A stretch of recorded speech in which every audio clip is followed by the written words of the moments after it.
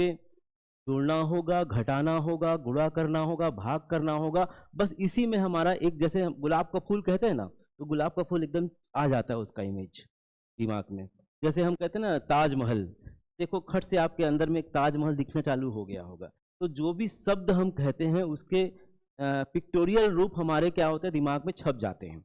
तो वैसे ही गणित जब हम कहते हैं तो उसमें नंबर्स आपको दिखाई देंगे, जोड़ना, घटाना, गुणा करना, कुछ फार्मूले गुनते रहेंगे। तो जो मैथमेटिक्स में नंबर्स की बात हम करते हैं तो नंबर सिस्टम आपको मालूम होना चाहिए। नंबर सिस्टम क्या है? नंबर सिस्टम का मतलब ये है कि जैसे हम काउंट के लिए यूज करते हैं, ठीक है, काउंट के लिए, गिनती के लिए, उसे हम क्या कहते हैं? नेचुरल नंबर कहते हैं। 1 2 3 4 5 एंड सो ऑन, ये क्या हुआ? काउंटिंग के नंबर है, नेचुरल नंबर है, ठीक है। उसके बाद होता है होल नंबर, पूर्ण संख्या। पूर्ण संख्या क्या है? उसमें जीरो को डाल दो आप, तो 0 1 2 3 4 5, जैसे भी इस कमरे में आप हो, ठीक है, तो हम काउंट कर रहे हैं 1 2 3 4 5।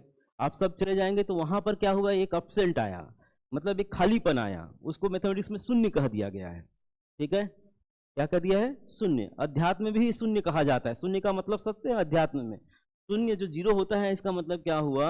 अध्यात्म की बात अगर हम करें तो जो शून्यता है वह ये शो करता है कि विचार रहित जो मन है, मतलब बोलते हैं ना शून्य में हम चले गए, इसका मतलब यह है कि वो प्रयास कर रहे हैं अपने जितने थॉट्स हैं उसको गायब करने का। थॉट्स को गायब कर दो तो वो ध्यान हो जाता है, थॉट्स बहुत ज्यादा है तो फिर वो संसार हो जाता है। तो ये शून्यता वाली जो बात, शून्य वाली बात है, वो खालीपन की बात होती है। खालीपन चाहे इस कमरे का खालीपन हो, खालीपन चाहे इस दिमाग का खालीपन हो, ठीक है, थॉट्स के खालीपन हो, है ना। तो जो संत महात्मा जो बोलते हैं ना, वो अपने आप को थॉट्स को जीरो करने का प्रयास करते हैं, जितना ज्यादा हो सके, कम कम हो सके थॉट्स, ठीक है। तो ये हो गया पूर्ण संख्या। पूर्णांक, इंटीजर नंबर, उसमें पॉजिटिव भी है, निगेटिव भी है और जीरो भी है। पॉजिटिव भी है, निगेटिव भी है और जीरो भी है। एक कलेक्शन तैयार हो गया, है ना, 1 2 3 4 and so on, 0 -1 -2 minus and so on, ठीक। ये एक कलेक्शन, इसको हम बोलते हैं इंटीजर नंबर। उसके बाद आता है परिमेय संख्या, ठीक है, रेशनल नंबर। परिमेय संख्या क्या होता है? जो p बाई क्यू के फॉर्म में होता है। किस फॉर्म में होता है? p by Q. और जहां q जो होता है ना, है ना, p बाई क्यू के फॉर्म में होता है, ठीक है। And p and q belonging to i, है ना, या इसी को जनरली हम लोग z बोलते हैं, ठीक है। एंड वैसे कलर चेंज हो गया एकदम से,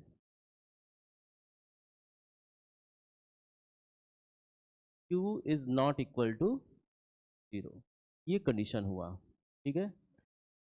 p बाई क्यू के फॉर्म में रहता है और p q belonging to i और जेड, हम जेड भी कह सकते हैं उसको, आई भी कहते हैं।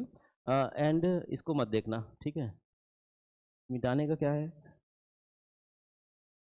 अभी इसमें नए है भाई ना, थोड़ा सा यूज टू नहीं हुए हैं, ठीक है। हम तो पुराने बोर्ड वाले हैं, है ना, पुराने जो बोर्ड है ना उसमें हम काम करते थे ये नया नया कहानी बना दी। ये क्या हो गया, इसमें कुछ गड़बड़ हो गया क्या?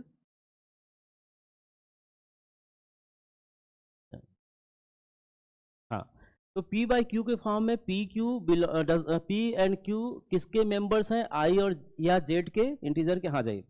और q does not equal to 0, q की वैल्यू शून्य के इक्वल नहीं होनी चाहिए, ठीक है। q की वैल्यू, ये नीचे की वैल्यू 0 की इक्वल नहीं होनी चाहिए, ठीक। जैसे 1/2, 3/4, 5/6, ठीक है, -1/2, है ना, ये सब चीज़ें वैलिड हैं, ये सब चीज़ें होंगे, ठीक। लेकिन इसमें जो नंबर्स हैं उसमें नीचे की जो वैल्यू है वो क्या नहीं होनी चाहिए? 0 नहीं होनी चाहिए। तो ये रेशनल नंबर की बात हम लोग करते थे, ठीक है, हम लोग पढ़े हैं, हाँ। उसके बाद आता है इरेशनल नंबर। क्या आता है? Irrational number. इरेशनल नंबर मतलब अपरिमेय संख्या। अपरिमेय संख्या मतलब जो परिमेय नहीं है। परिमेय नहीं है का मतलब थोड़ा समझिएगा, जो अशांत प्रकृति के नंबर होते हैं, ठीक है, नक्सलाइट टाइप के, है ना। नक्सलाइट टाइप के मतलब क्या हुआ? वो कभी शांत ही नहीं है, कभी इस जंगल से कभी उस जंगल, उस जंगल से इस जंगल, बस यही काम है उनका, ठीक है ना भाई। अशांत प्रकृति के जो लोग हैं, अशांत प्रकृति के जो नंबर हैं, उसे हम इरेशनल कहते हैं। अशांत की बात यदि हम करते हैं तो वह क्या है? √2 मतलब 1.14, है ना, 1.414, √3 1.732732, ये हम 732 एक बार कह देते हैं, बट वो कंटिन्यूसली 732 732 732 732, है ना, 1.414414414, मतलब वो कभी खत्म ही नहीं हो रहा है। तो एक बाउंड्री में 3 डिजिट को लेके पॉइंट के बाद हम उसको दे देते हैं भाई इसकी वैल्यू ये है, ठीक है, लेकिन वो कंटिन्यू चलते रहता है, कंटिन्यू सतत अनंत तक वो पॉइंट के बाद चलता रहता है, डिवाइड करते जाओ वही मिलते जाएगा। तो इस प्रकार के वैल्यूज को हम अशांत कहते हैं, और अशांत कहते हैं इसका मतलब क्या हुआ, ये इरेशनल कहलाता है। ये √2, √3, √5, √6, √7, √8, 9 नहीं आएगा, √10 है ना, जिसका एग्जैक्ट हम निकाल सकते हैं, जैसे 4 का हम 2 निकाल सकते हैं, 9 का हम 3 निकाल सकते, ये नहीं आएगा। लेकिन उसके छोड़ करके जितने भी नंबर्स रूट के फॉर्म में दिखाई देते हैं वह अशांत प्रकृति के नंबर कहलाते हैं। ठीक, अभी मैंने नंबर सिस्टम का इतिहास बताया, और इन नंबर सिस्टम को अगर एक कुएं में डाल दो, जितने भी नंबर्स अभी मैंने बोला है, ठीक है, अब हमारे काम की बात आ रही है, ठीक है, जितने भी नंबर्स हमने आपको बताया है उन नंबर्स को एक कुएं में डाल दो और उस कुएं का नामकरण कर दो। उस कुएं का क्या कर दो, नामकरण कर दो, और उस कुएं का नाम ये होगा वास्तविक संख्या का कुआं, रियल नंबर, वास्तविक संख्या। ठीक है भाई, तो रियल नंबर जो वर्ड यूज करेंगे हम लोग, जिसमें जनरली हम लोग लिखेंगे क्या, आर लिखेंगे बार बार। इसका मतलब समझना होगा कि जो रियल नंबर की बात, ये आर अपने आप में संख्याओं का समुद्र है। ठीक है, ये आर पूरे जितने भी हमारे जुबान से नंबर निकलेंगे उस सब को हम आर कह सकते हैं, करते ही हैं। ठीक है ना भाई, जो कुएं का नामकरण की बात करते हैं, जैसे गांव में होता है ना, गांव में हम लोग सब जुड़े हुए हैं कहीं ना कहीं गांव से, तो गांव में जैसे एक कुआं है तो उस कुएं का विशेष नाम रहता है। जैसे हमारे गांव में एक है जिसको बोलते हैं टीन्हा कुआं, है ना, उसका नाम है टीन्हा कुआं। टीन्हा कुआं मतलब उसके बाजू में टीन के कुछ मकान बने हुए थे तो क्या लोग बोलते टीन्हा कुआं। वैसे ही हर किसी के गांव में कुछ ना कुछ कुआं रहता है और उस कुएं में कुछ नामकरण उसका कर दिया जाता है। तो वैसे ही इस कुएं का जो नाम है, उस कुएं में पानी नहीं है, नंबर्स हैं, और वो सारे नंबर्स जो होंगे उन सारे नंबर्स का नाम एक ही होगा, वह होगा वास्तविक संख्या। ठीक है, तो वास्तविक संख्या क्या है, आपके जुबान से जो भी चीज निकलेगा, पहली से लेकर 10वीं तक में जो भी नंबर्स आपने पढ़े हैं वो सारे के सारे क्या हो जाएंगे, रियल नंबर कहलाएंगे, वास्तविक संख्या कहलाएंगे। तो जब भी मैं आर लिखूं मतलब समझ जाइएगा कि अपने आप में एक तोपचंद है बहुत बड़ा ही। ठीक, ओके, राव सर का टच मिला, नहीं मिला?